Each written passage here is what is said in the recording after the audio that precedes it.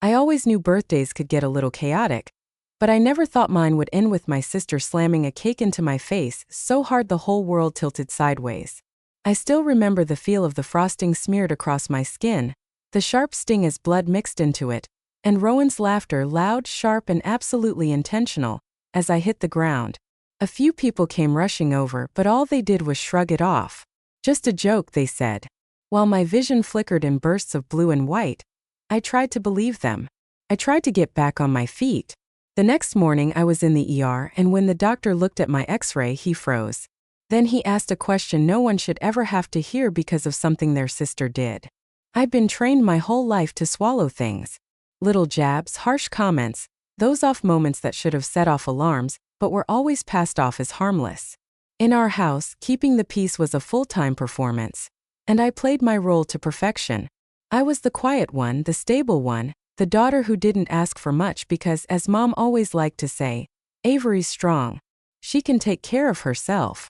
What she really meant was simpler. Rowan needed more. Rowan was born a year and a half after me, but you'd think she was the firstborn, the golden child, the one we all had to revolve around. She had that kind of presence, loud, dramatic, magnetic. When she stepped into a room, Mom lit up. When I walked in, Mom gave me a polite little smile, like I'd interrupted a thought she didn't really want to finish. It didn't take long to realize that Rowan's moods controlled the weather inside our house. And our mom, Marlene, would bend herself into knots trying to keep Rowan happy. Me? I just learned to fill in the gaps. I didn't complain about the little things. Like when Rowan accidentally knocked me into the coffee table when we were 10. Or when she whispered clumsy under her breath after I fell down the stairs in high school. Or when she offered to carry my bags at family gatherings, and somehow they always ended up dumped out on the floor. Mom's response was always the same. Avery, don't be dramatic. Your sister loves you. So I stopped asking for help. I poured myself into work, built a quiet life in my Seattle apartment, and kept my distance whenever I could. But Rowan always found a way to stay in my orbit. Little comments, small jabs, always disguised as jokes. Everyone else laughed. Everyone except me.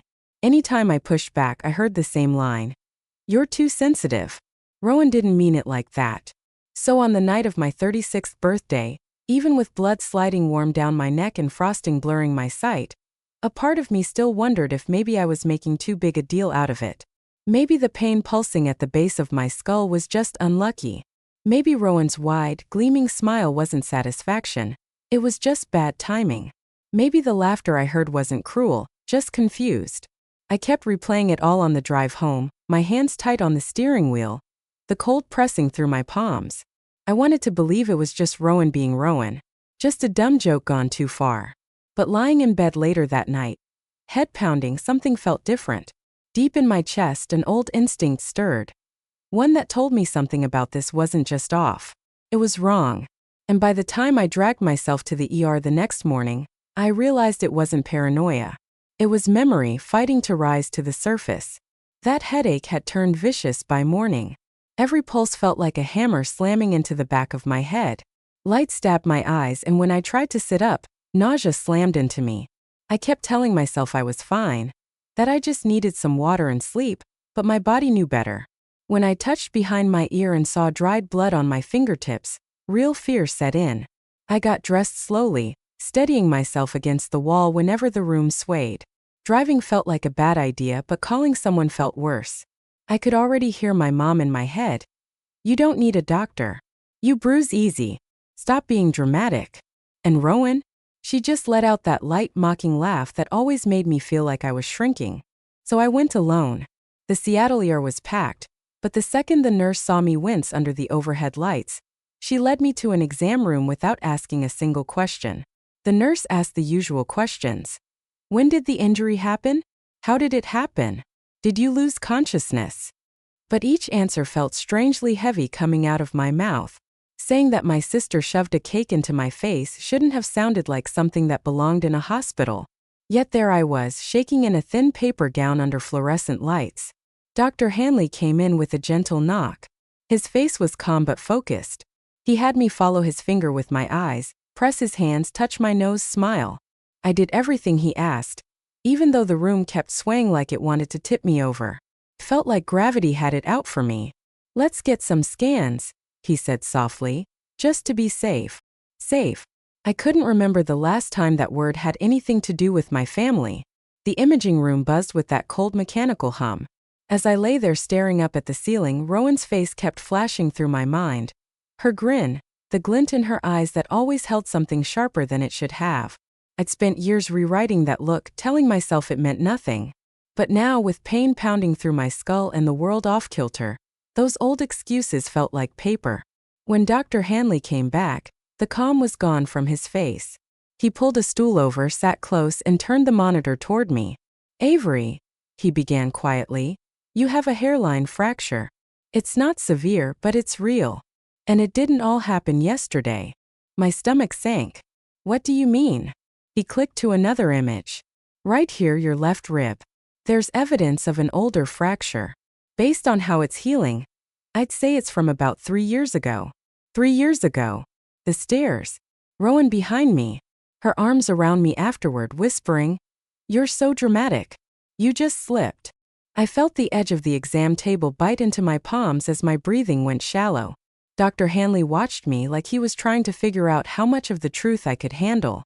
Then he picked up the wall phone and said something that turned my whole world upside down. "I need to report this. It's required." Required. As in serious. As in this wasn't a joke. As in this wasn't in my head. After he hung up, his eyes met mine, steady and sure. "Avery," he said, "someone did this to you." For a second I couldn't speak. That sentence, "someone did this to you," echoed louder than the hallway beeping, louder than my own pulse hammering in my ears. I had spent years convincing myself it was just bad luck. That Rowan always being there when I got hurt was a coincidence. That I was clumsy. That sister's roughhouse. But Dr. Hanley's voice left no room for those stories. A soft knock came at the door, and a woman stepped in. She introduced herself as Detective Carver. She had a calm, practiced voice, the kind that said she'd seen this kind of thing more times than she should have. She sat down in front of me, eye level, and opened a small notebook. "Avery," she said gently, "I'm here because your injuries raise some concerns. I'd like to ask you a few questions." My throat tightened. "About Rowan?" Her eyes stayed locked on mine. "About your safety." It struck me then how often those two things had overlapped. She started with basic questions. Who was at the birthday dinner? Had anyone been drinking? Where exactly was Rowan standing? Had anything like this happened before? Every answer landed heavier than the last. Then she asked if anyone had ever tried to stop me from seeing a doctor after I got hurt. Something inside me cracked. "Yes," I whispered. "My sister. Every time." Detective Carver jotted that down, then looked back up. "Did you believe her reasons?" I didn't know how to answer. Had I? Or did I just want to believe them because the truth was too painful to face? I stared at my hands, watching them tremble, and memories flooded in. Rowan placing an ice pack on my ribs 3 years ago. Telling me I didn't need the expense of a hospital. Laughing when I tripped in a parking lot, saying I should be wrapped in bubble wrap. Always so quick to clean things up, to play the helpful sister right after something went wrong. "It's like she wanted to be the first person I ran to," I said quietly, "and the last person I ever questioned." Detective Carver nodded, like that fit into a pattern she already knew too well. Before she could say anything else, the door burst open. My mom's voice filled the room before I even fully saw her. "Avery Lynn Dalton, what on earth are you telling these people?" She rushed in with Gerald right behind her, her face tight with outrage and fear mixed together. Rowan wasn't there yet, but somehow her presence still felt heavy in the air. "A fracture?" Mom snapped. "From a birthday joke? This is absurd. Tell them you're confused. You bruise easily. You always have. You've always been sensitive." Sensitive. Dramatic. Overreacting. Those words had shaped my entire childhood. And now they pressed down on the sore, bruised edges of my adulthood. Detective Carver stood, calm but firm. "Mrs. Dalton, I need you to step back. Your daughter is speaking with me privately." Mom's jaw clenched as she stared at me, her face twisting with something that looked like betrayal. Not betrayal at what Rowan might have done, but betrayal that I dared to speak at all. And in that moment, something inside me shifted. Not a crack this time. Something heavier, steadier. A decision. For the first time in my life, I didn't make myself smaller. "Mom," I said, my voice steady even though I could feel it shaking underneath. "I'm not confused." Her eyes went wide, furious and disbelieving. I turned fully toward Detective Carver. "I want to continue." Once I said it, Carver didn't hesitate. She asked my mom and Gerald to step outside. Mom protested loudly, but the detective's tone made it clear this wasn't a request. When the door finally shut, the room felt strangely lighter, like a knot I'd been carrying for decades had finally loosened. Carver sat back down. "Avery, I'm going to be honest with you. The pattern you've described, the injuries, the minimizing, the pressure not to seek medical care, it's concerning. Combined with what Dr. Hanley found, we need to treat this very seriously." I nodded, even though the full weight of what she was saying still felt too big to hold all at once. "We've requested the restaurant's security footage," she continued. "We'll also be speaking with everyone who was at your birthday dinner. For now, I need you to focus on your safety. Do you feel safe going home?" That question hit harder than the diagnosis. Safe. The word felt foreign, like it belonged to other people's families, not mine. I'm not sure," I admitted. Carver's expression softened. "That's an honest answer. And it's a start." Before she could explain the next steps, the door opened again, this time slowly. My Aunt Elise stood there, hesitating until Carver nodded for her to come in. Elise stepped inside, her eyes glossy with something heavy she'd clearly been carrying alone. "Avery," she whispered. "I should have come sooner." Her voice shook as she reached for my hand, and I noticed how cold her fingers were. "I tried calling you last night," she said. "When I couldn't reach you, I knew something wasn't right." She looked over at Detective Carver. "Detective, may I speak? I have information." Carver gestured for her to sit. "Go ahead." Elise swallowed hard. "I've seen Rowan hurt Avery before." My entire body went still. She kept going, her voice trembling. "When Avery was little, it started small. Things I told myself were accidents. Sibling rivalry. Kids not knowing their own strength. But as they got older, Rowan changed. Or maybe I finally stopped looking away." She wrung her hands. "I saw her push Avery down the stairs once. Avery must have been 12. Everyone thought she slipped, but I was standing at the top landing. Rowan shoved her. Hard. My breath caught. I remembered that fall. Mom yelling at me for ruining the holiday photos with a bruised cheek. Rowan hovering nearby with cookies and fake concern. Elise wasn't done. And 3 years ago," she said softly, "after Eleanor's funeral," she took a shaky breath. "I overheard something.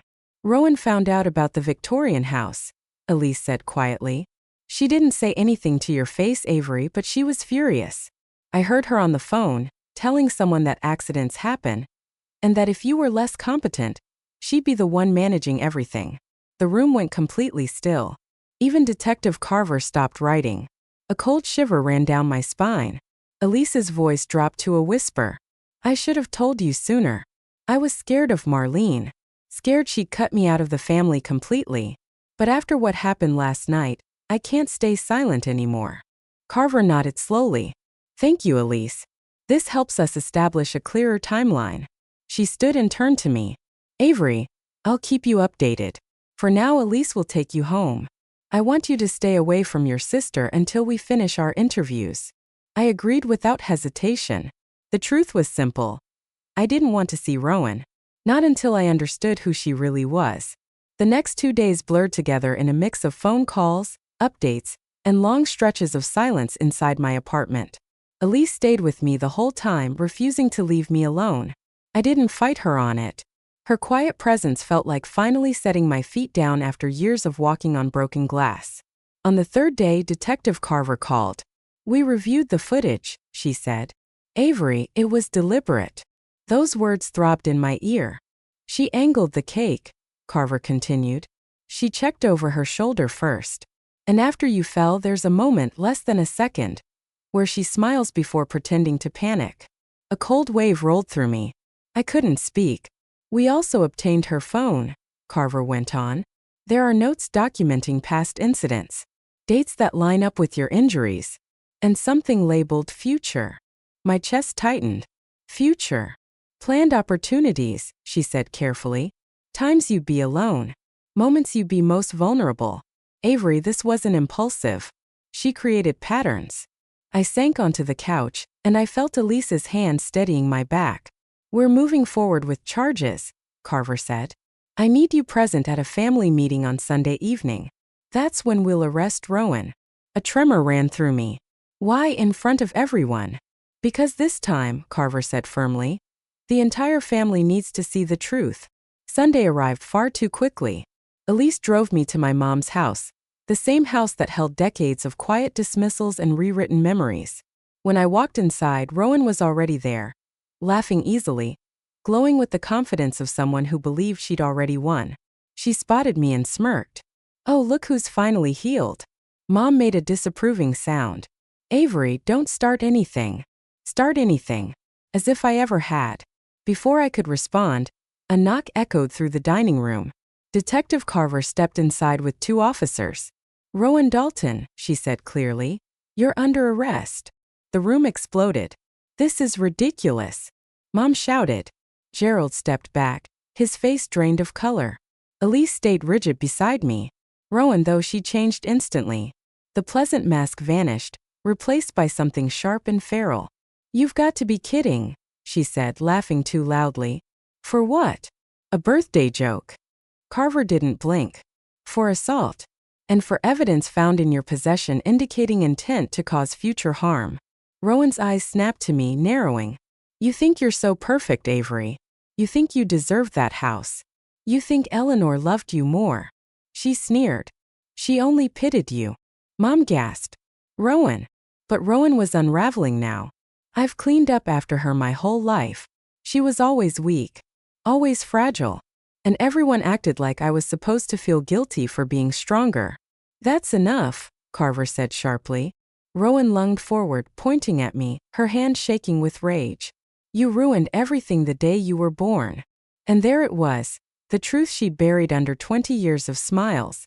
The officer stepped in, snapping cuffs around her wrists as she thrashed. Mom, tell them, Rowan screamed. Tell them Avery's exaggerating. Tell them. But Marlene didn't move. Her face had gone pale, her eyes wide with a kind of horror I'd never seen before. Maybe, for the first time, she finally understood the monster she'd been protecting all along. Rowan's voice cracked into a scream as the officers led her out of the house. And I just stood there, heart hammering, realizing the ground had shifted again. Only this time it was shifting in my direction. What came next unfolded quietly, almost gently, like the world was finally offering me a kind of softness I'd never been given before. Within a few weeks, Rowan accepted a plea deal. Supervised probation, mandatory therapy, and a long-term no-contact order that kept her far away from me. It wasn't some big dramatic moment, but it was justice. Steady, real, and undeniable. Mom barely said a word during the hearings. But when the evidence was read aloud, the footage, the notes, the list of old injuries, something inside her seemed to break. Not loudly, not all at once. But she folded in on herself, like she'd run out of ways to pretend it hadn't been real. One afternoon she called me out of the blue. Told me she'd started therapy. Not for Rowan, for herself. For all the years she'd spent denying what she didn't want to see. I didn't know how to respond, so I just told her the one honest thing I could say. I hope it helps. The Victorian house became my refuge. Every creaky floorboard, every chipped molding I restored felt like I was slowly piecing myself back together. Room by room. Memory by memory. And when I finally opened the doors as the first meeting space for the Eleanor Center, a community resource for people trying to untangle the kind of damage families can cause, I felt something I never had growing up. I felt safe. I felt seen. I felt free. People like to say that family loyalty means sticking it out no matter what. That you should endure everything for the people who raised you. But I've learned that real loyalty, real love, doesn't ask you to stay silent when you're hurt. It protects. It nurtures. And sometimes it means walking away from the very people who taught you to ignore your pain. I'm still figuring out what a healthy life looks like. Still learning how to live inside this freedom I never thought I'd get. But if there's one thing my story proves, it's this. Truth doesn't just break things. It makes space for something better. If you've carried a wound like mine, drop your story in the comments. And if you want to hear more real stories like this one, Don't forget to subscribe. You're not alone.